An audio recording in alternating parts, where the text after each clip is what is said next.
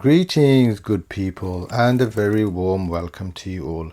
Now, don't ask me how or why I have all these. You're gonna judge me anyway, so I'll let you come to your own conclusions. Heaven forbid someone accuse me of being a Casio lover and damage my prestige, but I'm sure many of you also have an old Casio lying around the house somewhere. You're not quite sure exactly where, but every now and again you hear it calling out to you with a very faint, nostalgic plea in the form of an hour beep. Oh, why have you abandoned me? Please come and play with me like we used to when we were kids. Because for a lot of us, a Casio was our first watch, our first horological memory, especially if you grew up in the 80s. They were cheap, cool, and a lot of fun. Casios are a different beast today, with the G-Shocks that survived being run over by a car, but back in my day they were usually made from plastic, resin and silicone, and apart from the tolerable cosmetic wear and tear, the plastic case lugs with the holes for the spring bars would usually break, or the silicone strap would crack in half, and then the watch can no longer be used, and so would often end up in a drawer or a biscuit tin, as it wasn't even worth having a conversation about getting it repaired, let alone actually trying to get it repaired. These watches were less than 20 quid most of the time, so without any economical repair solutions for these watches, I've just amassed a large collection which I thought I could use one day to make a sculpture or some wall art. But recently a search on the interweb for some parts for another watch led me down a rabbit hole, and when I came out the other end, I found myself in the cool and wonderful land of the modding community. Now, I don't really follow what goes on in the modding community, but I assume most of the time they make mods for the latest and hottest models where young people just want to personalize their new watches. But I come from a repair and restoration angle, hence why our paths don't usually cross, unless the only way to restore something is through a mod. Call it a resto mod if you will. So there are lots of cool guys out there in the modding community who have done YouTube videos on this topic. But my audience is mainly the restoration community, primarily consisting of Gen X and baby boomers. So I thought it would be cool from a restoration point of view to step into their world and play together for a bit. So on the other side of the rabbit hole, I came across a company called SKX MODS, who seem to be one of the most respected in this field. So when I reached out to them for some help, they made me blush, and I felt so honored when they replied back saying, "Joe, we can't believe it's you. We love you and your show, man. Relax, we're gonna send you some cool toys to play with." Well, obviously they didn't say it in that kind of voice, but I was blown away when these guys just sent me the whole bloody shop. They sent me kits for all different models, but in this episode I'm going to concentrate on the most iconic and popular square model, which is an iteration of the 1980s F91 series, although they did send me some kits for the Casio Royal Oak and the Twin Graph reissue, but I'll talk to you about those later on to see if you want me to do a video on those. Now, if you're someone who's been watching all these restoration videos and thinking, "Ooh, I'd like to give that a go," but you're still just stuck on the fence because gathering tools seems daunting, then this may be a great place to start because you don't even need tools. It's all provided in the box. All you need to do is dig up that old Casio that you put away all them years ago. So in the box you get 3 screwdrivers, one for your old screws, one for the new screws, and a third one that really surprised me, which you'll see later on. So let's have a look at this case. That's a nice solid piece of stainless steel, so no more plastic lugs breaking. This is a gold plated version, and I'll show you the other versions later on. The case seems to be similar in size, but there are some differences in the design. The pushers feel nice and sturdy. The glass is sapphire crystal, so let's give that a little test. Well, obviously it's gonna come up as plastic if you've still got the plastic film on it, you doofus.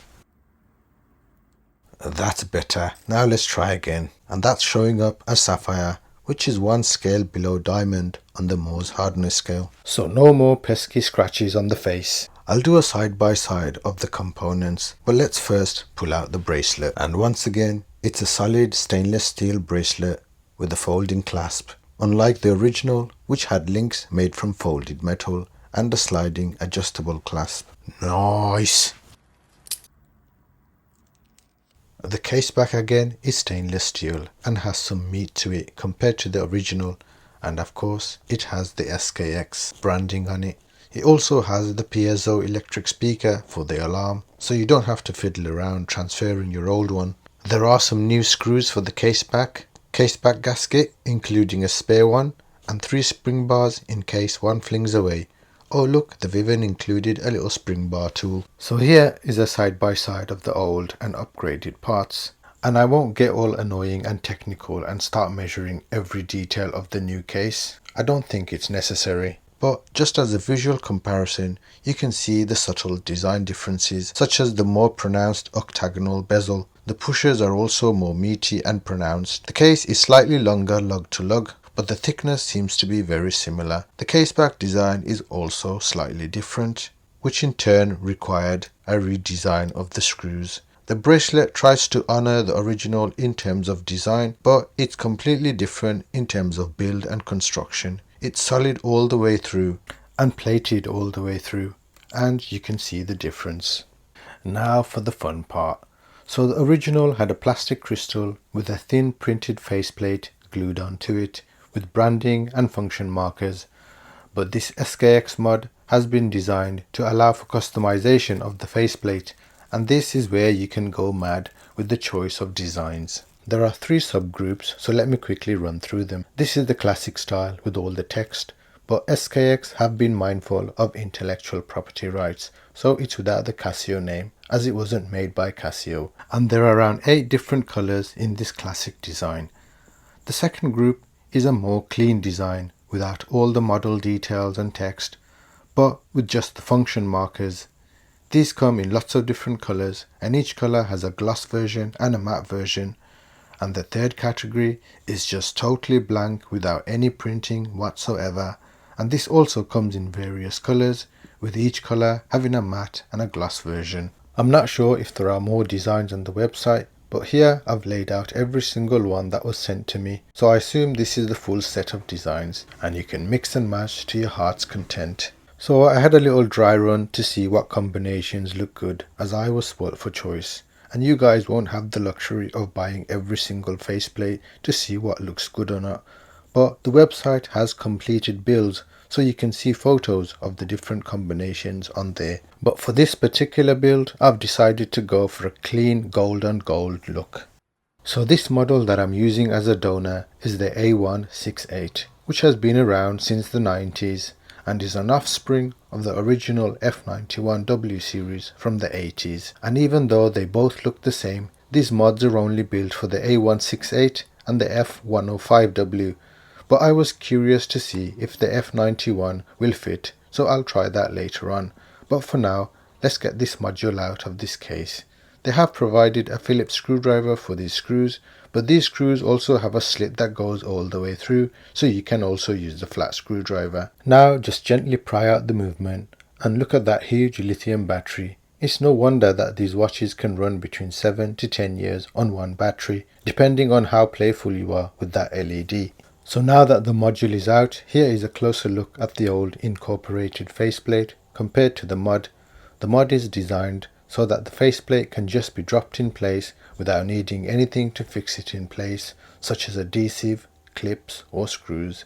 And when you want to change, just drop it out and change it over for something different. Like so. Cute.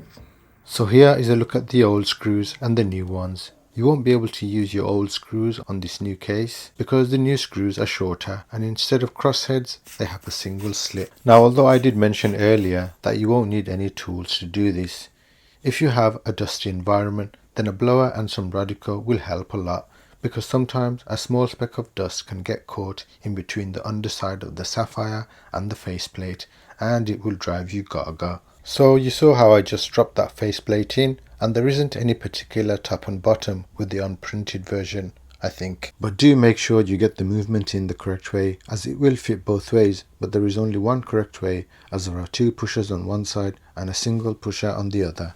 You can install these gaskets straight in, but since I have some gasket grease, I'll use some of that. Make sure the gasket is seated correctly and check that the gasket hasn't popped out while you're screwing on the case back. And at this point you can also change the battery for a fresh one. Even though this battery is working, I don't know how long it has been in this module, but I forgot to change it here, but we'll show you in a second how to do it. Once the case back is on, it's good practice to do the screws from corner to corner, and don't tighten them all at once. Gently go from opposite corners and check the seal. Give it a little poke if it's decided to play peekaboo, and that's it. Just test that the pushes are working and that you can access all the functions.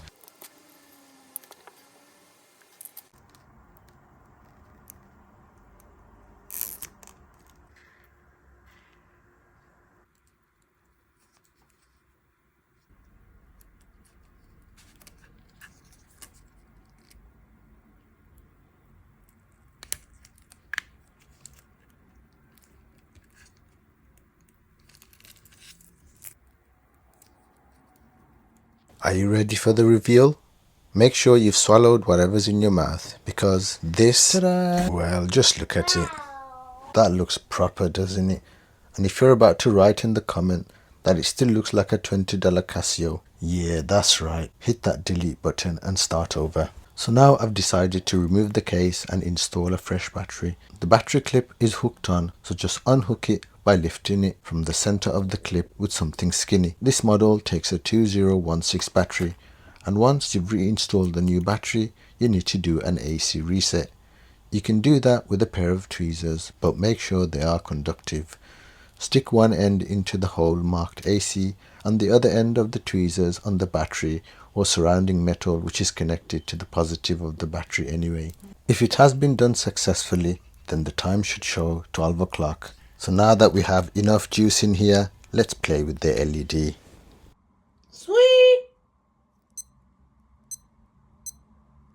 You can hear the alarm is also working and doesn't sound like it's been insulated with all these new heavy duty case and crystal materials. Now it's time to check it out on my burnt toasted wrists.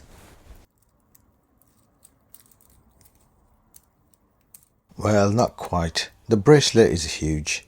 And some of you may be thinking, oh man, I have to take it to a jeweler's and pay them to resize it. But no, I was pleasantly surprised to see that they have made this bracelet with screw-in links, which is what the third screwdriver is for. So you can do this at home. That's brilliant that. You only find screw links on really expensive watches. Everything else has cutter pins or a tube and pin system, which you have to hammer in and out, requiring more tools. So just for your reference, I'm a 7-inch wrist size, and ended up removing 5 links, 3 from one side and 2 from the other side for a nice balanced bracelet.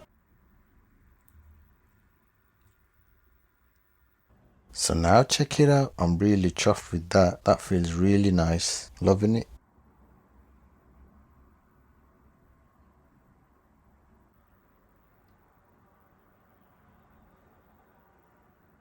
Okay, so I did mention that these mods are not made for the older F91 series. I would think that the older version would have more broken pieces in circulation and in need of a case like this, but sadly there doesn't seem to be any around for that particular model. One reason may be because the LED looks a bit naff and only lights up from one side, whereas on the A168 the whole screen lights up. But I wanted to see if there was a workaround.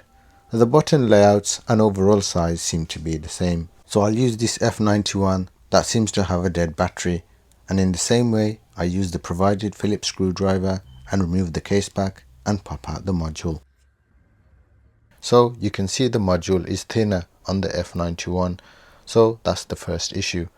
This can be resolved by packing it out with some foam or something in between the back of the module and the case back. Problem number 2 is that the thicker module connects to the speaker via this spring. So on the thinner module, this connection may not reach the speaker, and it's not a spring but just a tab. But by lifting the angle of the tab, the second issue can be resolved. But there is a third issue, which you can also resolve depending on how much of a headache you can tolerate. There are 4 clips that hold in this battery cover, so I'll just stick a new battery in this and then stick it in one of the mod cases. And this will give me an opportunity to show you a different mod case. So this is another stainless steel case with sapphire crystal, but it has a stealthy black iron plated finish.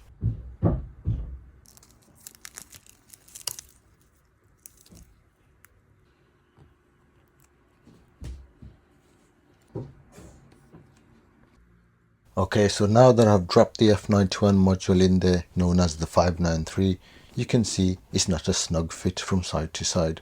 So that's the third issue. When the pushers are operated, the function tabs don't quite reach to the module, and the module doesn't center itself. So sometimes one side of the pushers will reach while the other side doesn't, depending on which side the movement has leaned towards.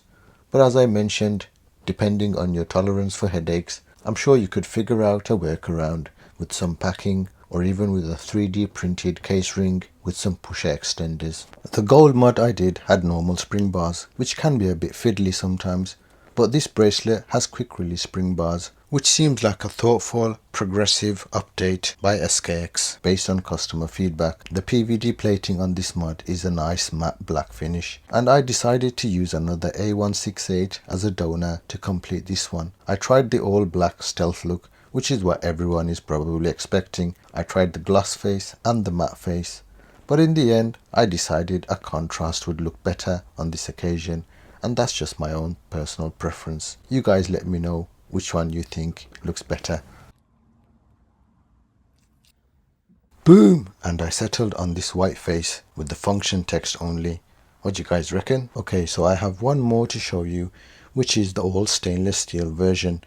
But before I show you that, let me know if you guys want me to do a quick video of the twin graph and Casio oak that I showed you at the beginning of the video.